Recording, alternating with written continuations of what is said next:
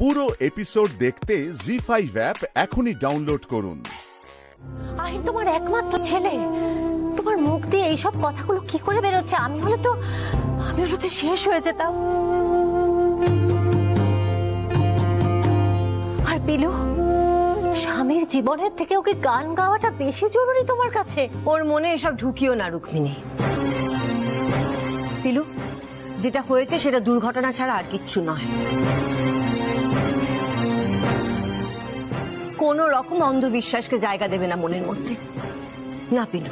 সত্যি রুক্মিণী, আমি তোমার বড় জায়ের বুকের পাটা দেখে অবাক হয়ে যাচ্ছি। বরাবরই ও এরকম হৃদয়হীনা, কারো আবেগের কোনো দাম নেই ওর কাছে। আর ঠিক সেরকমই নিজের ছেলেকে তৈরি করেছে। আমি কি করব বলতো? সবই আমার কপাল। পণ্ডিতজি, আমার মাকে হৃদয়হীন বলার আগে নিজের দিকটা দেখুন ভালো করে। বিয়ের আগে আমার মা কত কষ্ট করে গান শিখেছিল। আপনি কি একবারের জন্য বলেছিলেন যে আপনাদের পরিবারে এতটা গোড়ামি রয়েছে?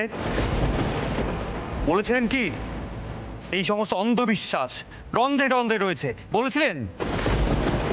ঠকিয়েছেন তো আপনি আমার মাকে।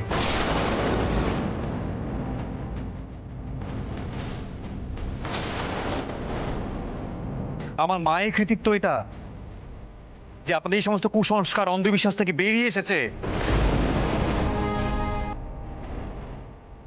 আমার মনের মধ্যে এই সমস্ত বিষয় জন্মাতে দেয়নি, উল্টে পিলুকে এই সমস্ত থেকে দূরে রেখেছে যেন ওর শিকার না হয়।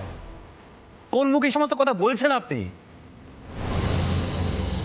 পৃথিবীতে আমার মায়ের মতন মা প্রত্যেকটা সন্তানের যেন হয়, যেটা আমি সবসময় কামনা করি।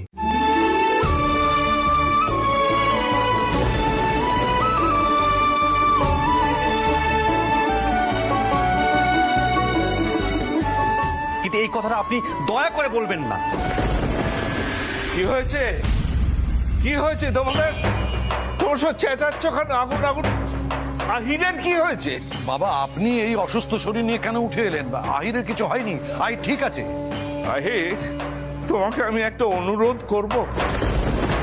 দেখো, আমার তো বয়স হয়েছে, এই বয়সে তুমি আর আমাকে আঘাত দিও না।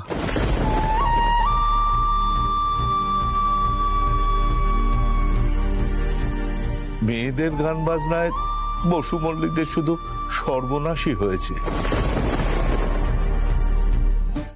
জি5 ডাউনলোড করুন আর সব এপিসোড দেখুন একদম ফ্রি।